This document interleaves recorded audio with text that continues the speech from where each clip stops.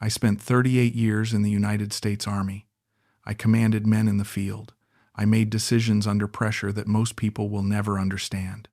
I came home from things that would break a lesser man, and I stayed standing. I survived every single thing this world threw at me. But a 38-year-old woman from Mindanao nearly destroyed everything I spent a lifetime building, not with a weapon, not with a lie I didn't want to believe, with kindness. Real, patient, deliberate kindness. I gave her $445,000. I handed it over piece by piece, month by month, thinking I was loved. I thought I had finally found something again after years of emptiness. I was wrong. I wasn't loved. I was managed. And the worst part, the part that still keeps me up at night, is that I let it happen. I opened every door. I handed her the keys. I told myself it was generosity. I told myself it was love. But sitting here now in this quiet house, I know the truth. I was lonely, and lonely men make the easiest targets in the world. I never thought I would need help. That is the honest truth. I spent my entire adult life being the one other people called when things went wrong. 38 years in the Army, retired as a colonel. I had commanded men in difficult places under difficult conditions, and I had always brought them home. I had been in situations where the wrong decision meant men died, and I had made the right decisions often enough that most of them didn't. So when the stroke hit me at 6 in the morning on a Tuesday in my own kitchen, I didn't know what to do with it. I didn't know how to be the one who needed saving. I had never practiced that. The left side of my body just stopped cooperating. One moment I was reaching for the coffee pot, and the next moment my arm wouldn't follow the instruction I was giving it. I hit the counter on the way down. I remember the linoleum floor being cold against my face. I remember thinking, this is not how this is supposed to go. I lay there for almost 40 minutes before I managed to get to my phone. 40 minutes on my kitchen floor. A man who had once navigated a field operation under enemy contact, lying on his kitchen floor in Sarasota, Florida, waiting for his fingers to work well enough to dial 3 numbers. I spent 3 weeks in the hospital. My daughter Patricia flew in from Atlanta the day after it happened. She sat beside my bed and held my hand and tried to smile at me in a way that didn't look like fear. She almost managed it. My son Brian called from Texas. He asked the right questions, the practical ones, which is very Brian. How severe was it? What does the neurologist say? What is the recovery timeline? What does physical therapy look like? He didn't fly out immediately, but he called every single day at 7 in the evening, regular as a watch. I appreciated that more than I told him. The neurologist was a careful man who spoke in probabilities. He said recovery was likely to be strong, but the timeline was uncertain. He said I would need consistent support during the rehabilitation phase. He said the word support in a way that meant more than someone calling every evening. I understood what he meant. I just didn't want to deal with what it meant yet. The problem was what came next. What comes after the hospital. I had been living alone in my house in Sarasota since Margaret died 6 years earlier. I liked living alone. I had my routines, my silence, my independence. I woke up when I wanted. I ate when I was hungry. I walked the neighborhood at dusk, and nobody worried about me, and I didn't worry about them. I had built that life deliberately after Margaret because it was the only version of a life I knew how to build without her in it. It wasn't happy exactly, but it was mine, and it was functional, and it had gotten me through 6 years. Patricia didn't see it that way anymore. "Dad," she said to me 3 days before discharge, sitting in that blue hospital chair with her arms crossed and her voice careful, "you cannot go back to living alone. Not after this." I told her I was fine, that the therapy was going well, that I was already getting some movement back on the left side, that I would hire someone to check in on me twice a week. She shook her head.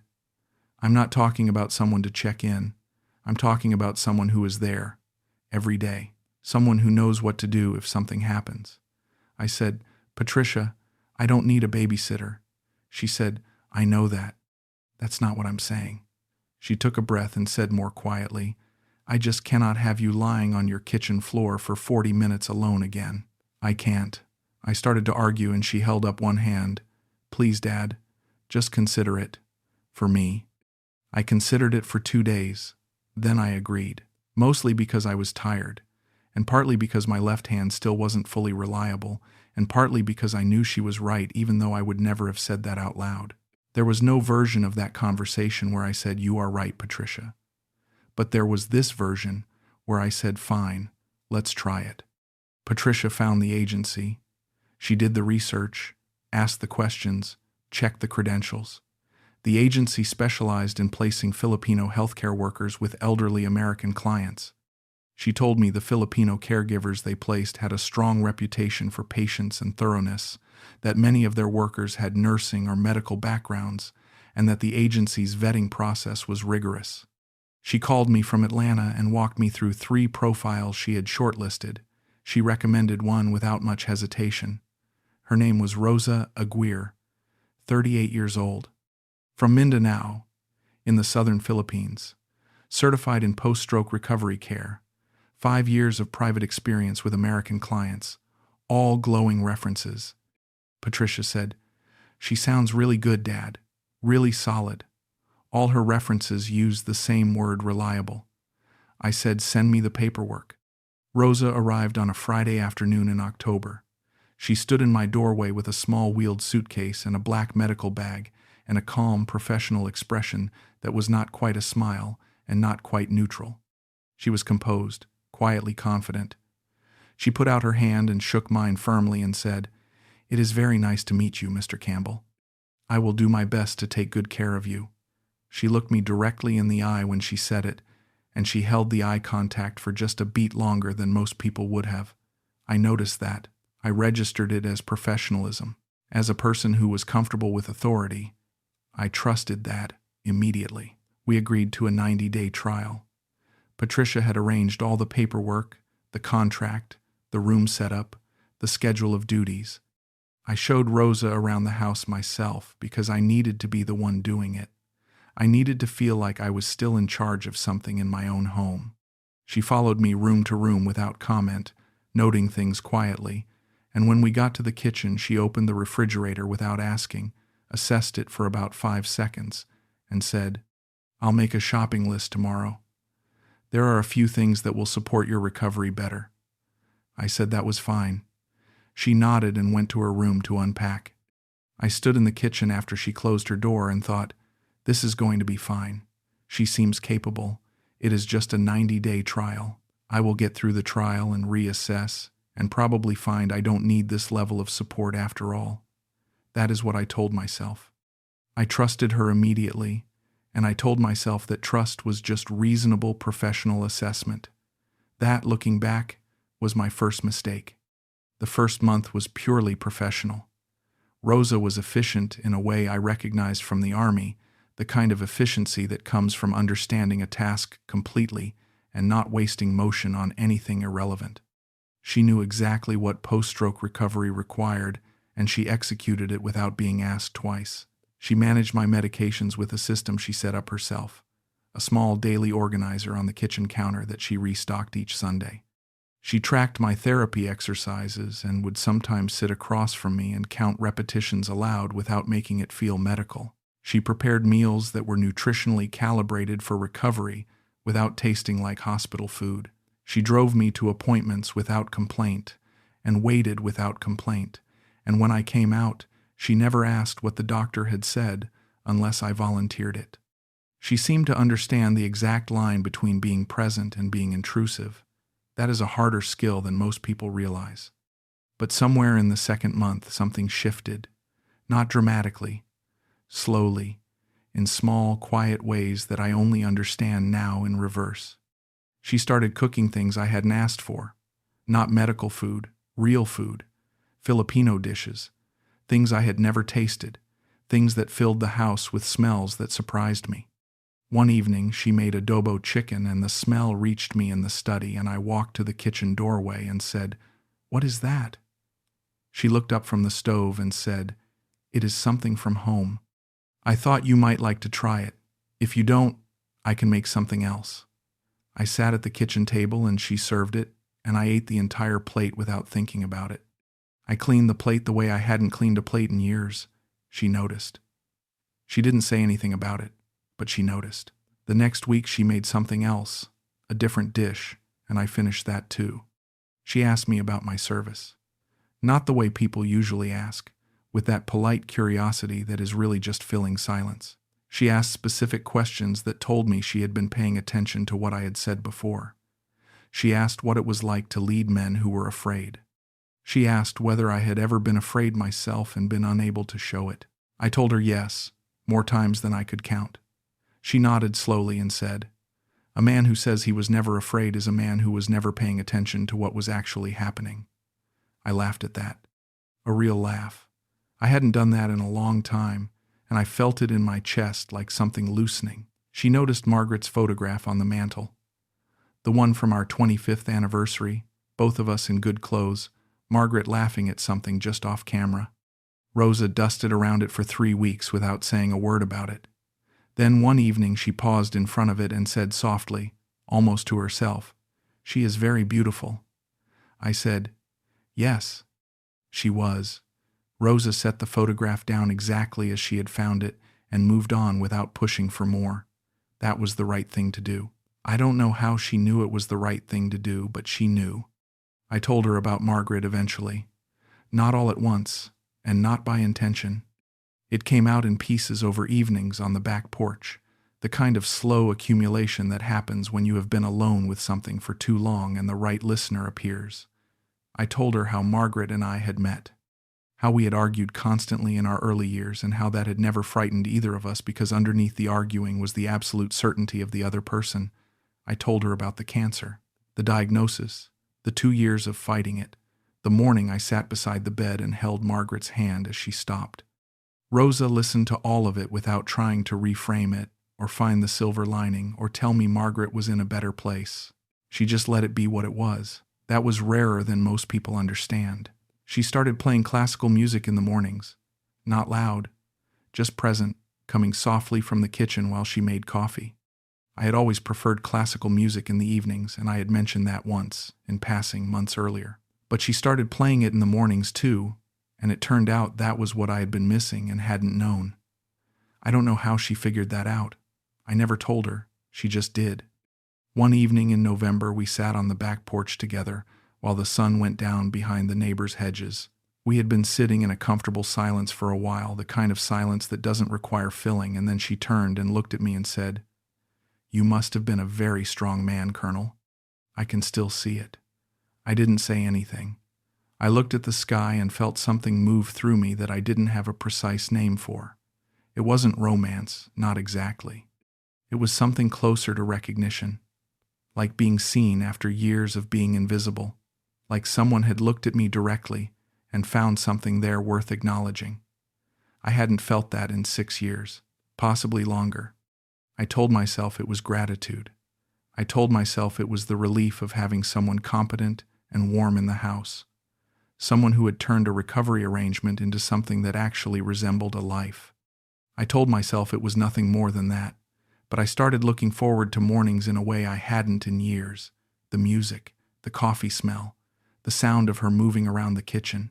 I started looking forward to evenings too, to the porch, to the quiet that had company in it again. I started looking forward to waking up, and I told myself none of that meant anything unusual. I told myself I was just healing. I believed that completely. I should have looked more carefully at what I was actually doing, but I didn't. I was too comfortable to look. By the 6-month mark, the word caregiver had stopped feeling accurate.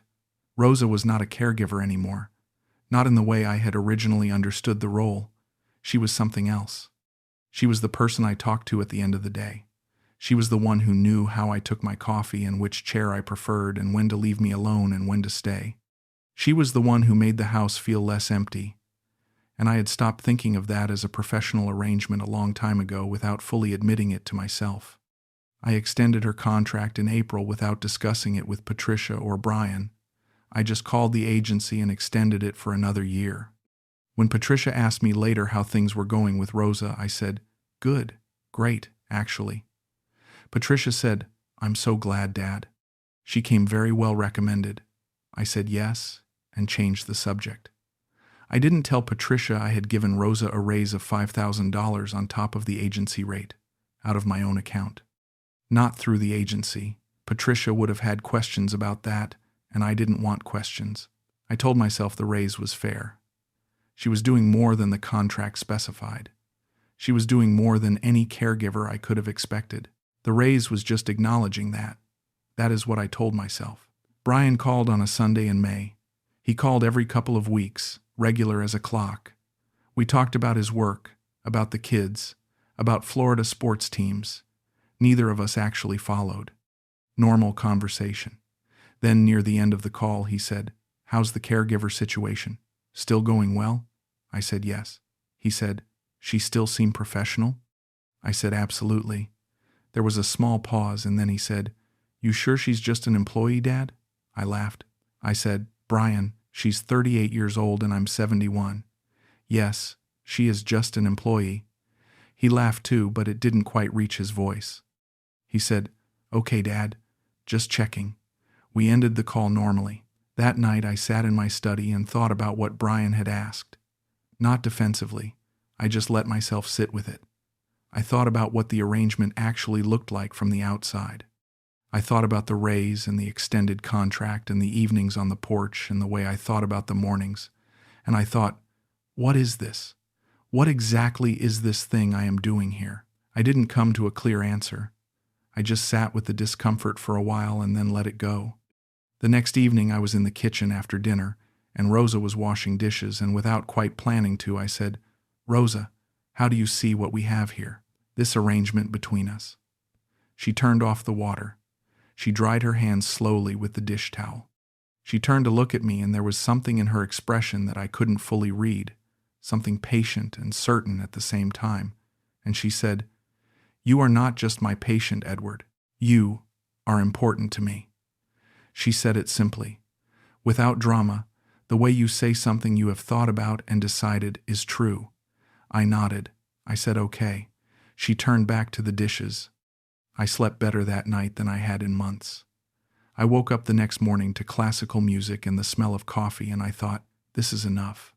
Whatever this is, it is enough. I did not let myself examine it further than that. I had spent 6 months learning not to examine it. I was very good at it by then. About a week later, Rosa said something that I noted and then set aside. We were talking about Patricia's suggestion that I might visit her in Atlanta for Thanksgiving. Rosa said, "Your family loves you, Edward, but they do not always understand what you need." I said, "What do you mean?" She smiled slightly and said, "They see the colonel. They do not always see the man." I found that beautiful at the time. I found it insightful. It felt like she knew me better than my own children did. I believed that. I should have asked myself why she needed me to believe that, but I was too far in by then to ask that kind of question. Rosa came to me with the clinic idea one evening in early autumn, about a year after she had started working for me. She sat at the kitchen table across from me, and she was quieter than usual, more careful, and I could tell something was weighing on her. I asked her what was wrong. She looked at her hands and then looked at me, and she said, "There is something I have been wanting to tell you, but I do not want it to change things between us." I told her she could tell me anything. She told me about her hometown, a small community outside of Davao in Mindanao, she said. No proper medical facility for a long distance. People with serious conditions had to travel hours for treatment that should have been available locally. She had grown up there, she said. She knew families who had lost people to things that should have been treatable. She had a contact, a local doctor who was willing to set up and operate a small clinic, but the land and the construction costs were beyond what any local fundraising could cover. She said she had been thinking about it for years. She said she didn't have anyone else to talk to about it. Then she said, "I know it is too much to ask. I just did not know who else I could talk to." She looked at me steadily and then looked back down at the table. She didn't ask me directly. She was careful not to ask me directly. She just placed the entire weight of the story in the space between us and waited. I thought about it for 2 days. I called my financial advisor, a man named Gary Holloway, who had managed my retirement accounts for 12 years. I told him I was considering a large charitable gift and asked his opinion. He said, "How large?" I said, "Approximately $120,000. He was quiet for a moment, and then he said, "Edward, that is a significant portion of your liquid assets. What is the organization?" I told him it was a personal situation. He said, "I'd want documentation before anything that size. A contract, a wire confirmation, something. You want to make sure you're protected." I thanked him and ended the call. I didn't tell Gary who it was for. I told myself it was because it wasn't his business. The truth is, I didn't tell him because I already knew what I was going to do, and I didn't want anyone to talk me out of it. I wired the $120,000 to the account Rosa provided. I told her the next morning over breakfast. I watched her face when I told her. She went very still. Her eyes filled up and she pressed her hand over her mouth, and for a long moment she didn't say anything at all.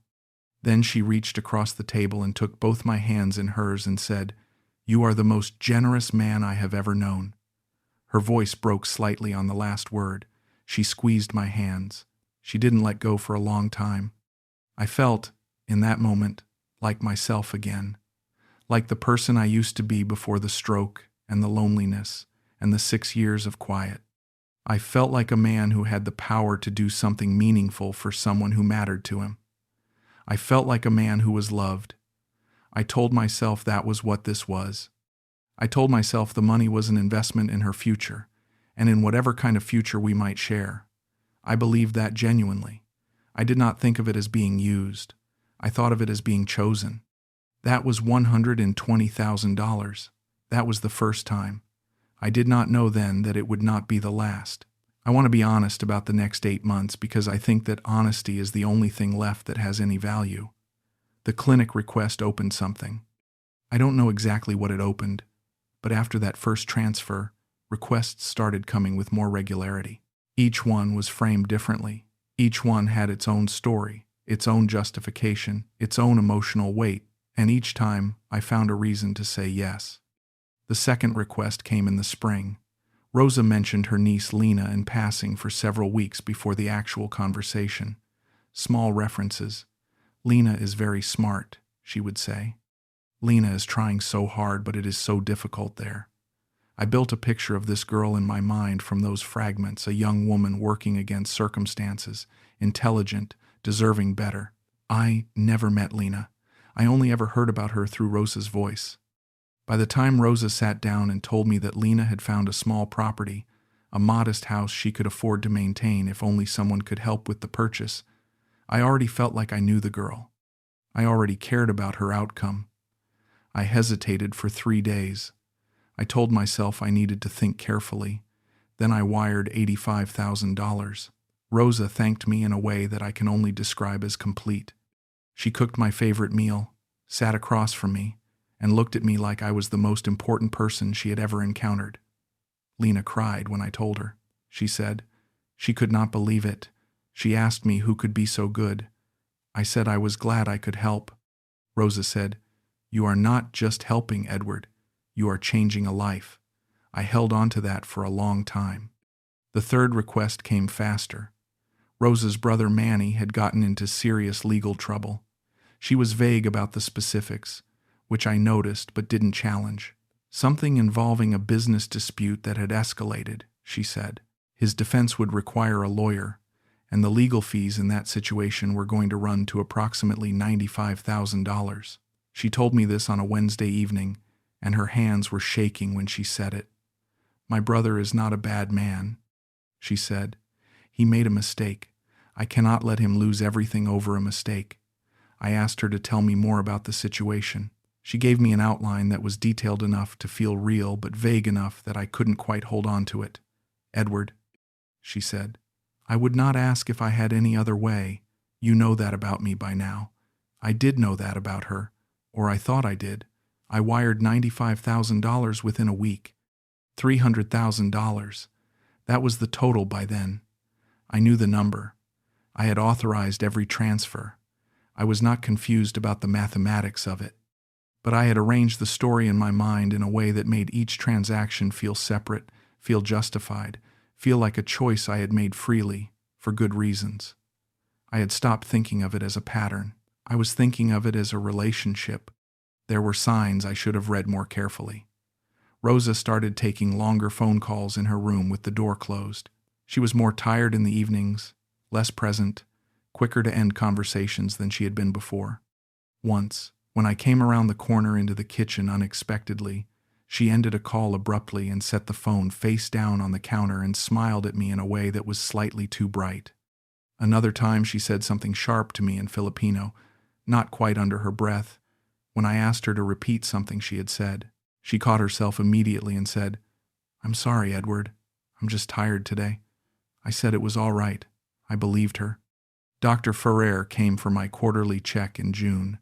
He was thorough, professional, pleasant in the way doctors are when they have known a patient for a long time. After the examination, he sat across from me and looked at me for a moment longer than usual. He said, "You look healthy, Edward. Your numbers are good. Your recovery has been genuinely impressive." I said, "Thank you." He said, "But you also look lighter, thinner maybe. Are you sleeping well? Eating enough?" I told him I was fine. He said, "Everything at home is good?" I said everything was excellent. He paused and then nodded and moved on. I didn't tell him about the money. I didn't tell him about the clinic or Lena or Manny. I told myself there was nothing to tell. I told myself it was personal. I told myself Dr. Ferrer was just doing his job and reading nothing correctly. I drove home from that appointment and Rosa was in the garden and she looked up when I pulled in and smiled and I thought, "See, this is fine. This is all completely fine." I was $300,000 lighter and I was telling myself I was fine. And I believed it. I actually believed it. It was Rosa who raised the subject of the will. I want to be clear about that. I did not bring it up. She did, and she did it with such gentleness and such apparent sadness that it took me a long time afterward to see it for what it was. We were sitting on the porch one evening in late summer, maybe 8 or 9 months before everything ended. The light was going soft and the air had that warmth that Florida evenings carry even in August, and Rosa had been quieter than usual. I asked her what she was thinking about. She was quiet for another moment, and then she said, "I think about the future sometimes, what it holds." I said, "What about it?" She looked at me and said, "I worry sometimes about what happens to me if something happens to you. I have given up other work for you, Edward. I have built my life around being here. My whole life is here now." She said it without bitterness, just with a kind of honest vulnerability. "I am not complaining," she said. "I just think about it sometimes." I called Frank Delgado the following week. Frank had been my attorney for over 15 years. He was careful and thorough and always asked the questions I didn't want to answer. When I told him I wanted to add Rosa to my will, he was quiet for a moment and then said, "As what capacity?" I said, "As a beneficiary." He asked how much. I said, $200,000. There was a longer pause. He said, "Edward, can I ask you a few things about this?" I said, "Of course." He asked how long Rosa had been in my employ. I said about 1.5 years. He asked what our relationship was. I said, "She was my caregiver." He said, "Just your caregiver?" I said I wasn't sure what else he was implying. He said he wasn't implying anything. He just wanted to understand the nature of the decision. I told him the decision was made and I needed the paperwork drawn up. Frank said he would have it ready by the end of the week. I also opened a joint savings account with Rosa around the same time. I told myself it was practical. Household expenses, emergencies, things that needed immediate access to funds. I told her at dinner one evening, presenting it the way I would have presented any reasonable arrangement. She set down her fork. She looked at me across the table with an expression I had come to associate with her deepest sincerity, that quiet, full attention she gave me when something really mattered to her. She reached across the table and took my hand and said, "I will never leave you, Edward." Simple, direct, certain. I held her hand and believed every syllable. That night I took out my journal for the first time since my Army days. I sat at my desk and wrote for about 20 minutes. I wrote that at 71, I had not expected to find anything like this. I wrote that Margaret had been the great love of my life, and that I was not replacing her, that nothing could replace her, but that I had found something real and warm and present in Rosa, and it was making me feel alive again. I wrote that I was grateful. I read what I had written 3 times. I did not feel foolish. I did not feel uncertain. I felt like a man who had been given a second chance at something he had given up on, and I intended to honor that. Frank filed the amended will. The joint account was opened. Rosa had her name on an account that touched my savings, and she had a place in my estate, and she had told me she would never leave, and I had believed all of it completely. I had handed her everything she needed. Every financial door was open. Every emotional wall was down. I had done it willingly, piece by piece, thinking at every step that I was being generous. Thinking I was loved. I was not loved. I was positioned, and I was the last person in the world who could see it. The second stroke came in October, 14 months after Rosa had first walked through my front door. It was milder than the first one, the doctors said. No permanent new damage. Just my body sending a warning signal that I had been overextending myself, that stress and irregular rest and inadequate nutrition were accumulating. A week in the hospital, they said, and then I could go home. Rosa came the first day. She sat beside my bed for 2 hours and held my hand and said very little. She looked tired and her face was hard to read. I thought she was worried about me. I told her I was going to be fine. She said, "I know you are." The second day she came for about 40 minutes in the morning and said she needed to get back to the house. There were things to manage. I said, "Of course. Take care of things," I told her. "I'll be home in a few days." The third day she didn't come. I called her cell phone and it rang through to voicemail. I left a message. I told myself she was busy. The fourth day I called again. Voicemail again. I called the house phone. It rang and rang. I told myself there was a simple explanation. I told myself I was being anxious unnecessarily. I told myself she was managing things. On the fifth day I called Patricia. I kept my voice calm. I said, "Pat, I need you to do me a favor. I need you to go by the house and make sure everything is all right. Rosa hasn't been answering my calls and I just want to know things are okay." Patricia said, "Of course, Dad. I'll go today." She called me back 4 hours later. Her voice was different, controlled in a way that told me she was working to keep it controlled. She said, "Dad, I need you to stay calm." I said, "What did you find?" She said, "Rosa's room is empty. Her things are gone. The house is locked up, but everything is quiet. Dad," and she paused, "the safe in your study, it's open." I lay in the hospital bed and listened to that and felt something happen inside me that I don't have a better word for than collapse. Not physical collapse, something structural.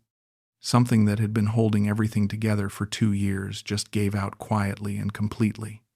I said, "How much was in the safe?" Patricia said, "I don't know exactly. I didn't want to touch anything until you're home." I said, $14,000 in cash and your mother's jewelry."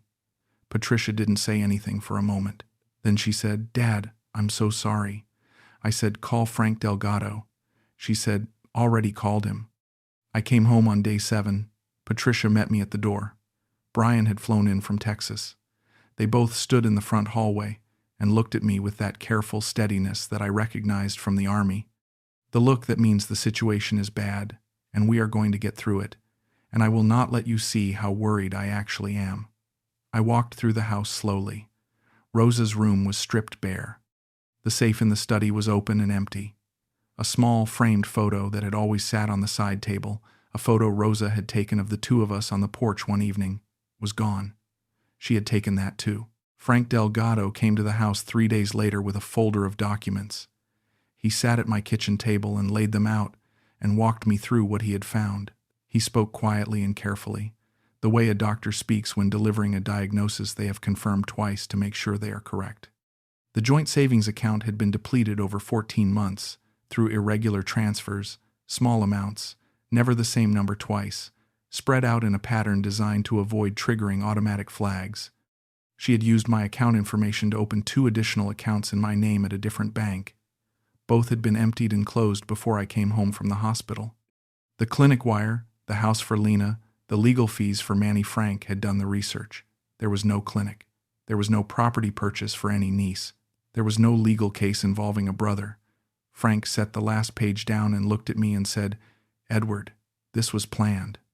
From very early on, I said, "How much total?" He said, $445,000. I sat with that number in the silence of my own kitchen. Patricia was standing near the window with her arms crossed and her jaw tight. Brian was beside me, and he put his hand on my arm and said nothing. There was nothing to say. Frank gathered his documents carefully and told me what legal options existed and what was recoverable, which was very little. Rosa was gone, back to the Philippines almost certainly, beyond the reach of civil action in any practical timeline or cost. I nodded through everything Frank said. I understood every word. I kept thinking about one thing: the journal entry. The night I wrote that I was grateful. The night I wrote that I had found something real. I sat in that hospital bed for 7 days, calling a number that was already disconnected and telling myself there was a simple explanation. I was 60 pounds of trust and 40 years of discipline, and not one of it had been enough to see what was right in front of me. The weeks after Frank's visit were a kind of quiet I had never experienced before. Not peaceful quiet, empty quiet. The house felt different in a way I couldn't fully articulate. Not because she was gone, but because of what the gone meant. Every room had been a room she had moved through.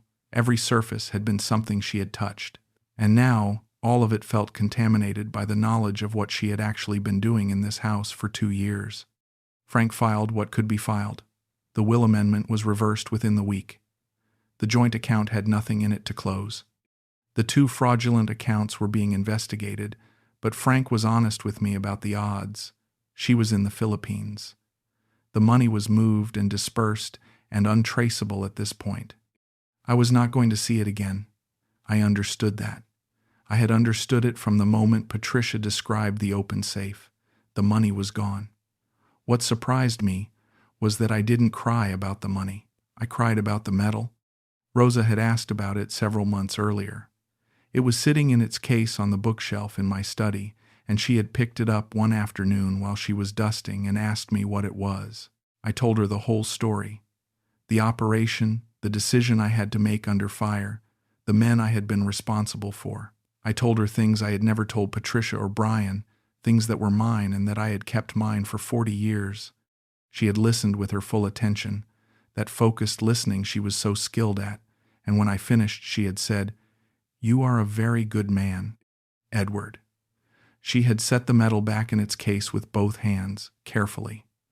I had thought she treated it carefully, because she understood what it meant. It was gone. She had taken it from the case. It was not in the safe. It was not in the house anywhere. She had taken a military decoration that a 71-year-old man had earned under fire and brought to her in trust, and walked out of his house with it in her luggage. I sat on the back porch in the evenings in the same chair I had always used, the one she had sometimes pulled her own chair beside, and I thought about that metal. I thought about the way she had held it. I thought about whether any of it had been real, whether there had been a single genuine moment in 2 years, or whether it had all been performance from the very beginning. I didn't know. I still don't know. That uncertainty is its own kind of pain. At least if it had all been fake from day one, I could dismiss it completely. The possibility that some of it was real, that somewhere in the middle of whatever plan she was running there were actual moments of actual connection, that is the thing that stayed with me longest. Patricia and Brian stayed for 2 weeks. They were gentle with me in a way that I appreciated, and that also cost me something, because their gentleness reminded me every day how much I had lost and how badly I had been shaken. Patricia blamed herself. She said it to me one afternoon, directly. "I found her, Dad. I placed her in your home. I should have. I stopped her." "Patricia," I said, "this is not yours to carry." She said, "But I said, "No." She nodded and looked out the window, and we sat there without talking for a while. Brian never said "I told you so." Not once. Not even close to it. He just sat beside me and drank coffee and answered the phone when Frank called and handled logistics. He was like a soldier. I noticed that, and it meant something to me. I sat on the porch one evening after they had both gone to bed, and I looked at the empty chair beside mine and I said aloud, "I was so lonely, Maggie. I just wanted someone to see me." The neighborhood was quiet. The air was warm. Nothing answered me, but saying it out loud was the first honest thing I had said in a very long time. 3 months after Rosa disappeared, I was still in the same house, still in the same chair, still drinking coffee in the mornings without any classical music. Brian had suggested therapy before he flew back to Texas. He had not pushed it exactly. He had mentioned it the way he mentions things he has thought about carefully, with a calm directness that lets me know it is more than casual. He said, "There's a woman Dr. Ferrer recommended. Her name is Dr. Moore." I looked her up. "She's good, Dad." I said I didn't think I needed it. Brian said, "I know you don't think you do." I said I would think about it. He said, "I've already made the appointment. It's next Tuesday at 2. You don't have to go. But it would mean a lot to me." I went. Partly for Brian. Partly because I had nothing left to prove about being tough. Dr. Anita Moore's office was a quiet room off a side street in downtown Sarasota. It smelled like coffee and something wooden, and it was full of a kind of calm that felt intentional without feeling forced. She was a composed woman, maybe early 50s, direct in her questions without being blunt about them. In the first session, she said, "Tell me where you want to start." I said I wasn't sure. She said, "That's fine. Start wherever feels most present." I opened my mouth to talk about Rosa, and Margaret came out instead. I hadn't expected that. I talked about Margaret for the entire first session. 6 years of compressed grief came out in fragments, not in order, not cleanly. The way I had kept functioning after she died because functioning was the only thing I knew. The way I had made the house run with military precision so that I didn't have to feel the absence in it. The way I had convinced myself that getting through each day was the same as being all right, doctor. Moore listened and asked small questions that shifted things gently, the way you move a door by touching the hinges instead of the surface. At the end of the session, she said, "You've been alone for a long time, Edward. Not just in the house, in yourself." I said yes. She said, "That's not a character flaw. That's a condition, and conditions can be treated." I didn't say much to that. I drove home and sat in my study until dark. The second session I talked about the stroke, about what it had taken from me in terms of certainty. The Army had given me a body I relied on completely. I had trusted it the way you trust a weapon that has never misfired. The stroke had misfired it. And I had never fully reconciled what it meant to live in a body I could no longer take for granted. Dr. Moore said, "How did that change your sense of who you were?" I said, "I became someone who needed things. I had never been that person before." She said, "And Rosa appeared at exactly that moment." I said yes. There was a long silence, and she said, "That timing matters more than you might think." By the fourth session, I was starting to understand something I had not been able to see from inside the experience. I had not been manipulated primarily by Rosa's intelligence, or her planning, or her patience, though all of those were real. I had been manipulated by my own emptiness. Rosa had understood that emptiness better than I had. She had found the exact shape of what I was missing and filled it with precision. The music, the listening, the meals, the way she said my name, the careful attention to every small detail of how I lived. All of it calibrated to the specific hunger of a man who had been alone for 6 years and was no longer willing to admit how much he needed someone. She had not created the vulnerability. She had only found it and used it. The vulnerability was mine. I said to Dr. Moore one afternoon in the 6th session, I wasn't tricked because I was stupid. I was tricked because I was starving. She looked at me for a moment, and then she said, "Yes, that's exactly right." Something about hearing it confirmed, settled something in me. I went home and wrote that line in my journal. I read it in the morning. I thought about crossing it out because it felt too exposed. I left it there. The truth is the only thing left with any value, and I was done hiding from it. I started talking to Dr. Moore about what the Army had done to my emotional range over 38 years. The military trains you to compress, to prioritize function over feeling, to keep moving even when what has happened behind you is devastating. That is the correct skill in the field. It is the wrong skill in a quiet house in Sarasota after the person you built your life around is gone. I had been compressing and keeping moving for 6 years, and I had compressed myself down to someone who could be opened completely by a warm meal and a woman who remembered how he took his coffee. Brian called every Sunday. He didn't ask directly about therapy. He would say, "How are you doing this week?" And I gave him honest answers, which varied week to week, and he received them without judgment. Once I told him I was angry, and he said, "Good." I said, "What do you mean, good?" He said, "Angry means you're still paying attention." I thought about that for days. I started walking the neighborhood at dusk again. The same route, past the old oak tree at the corner, around the pond, back through the quiet street to my house. The evenings in December were cooler, the light softer. I started noticing them again the way I used to notice things before grief had narrowed everything down. The color of the sky at a certain hour, the sound the dry grass makes when the wind moves through it. Small things. I started noticing them, and it surprised me every time.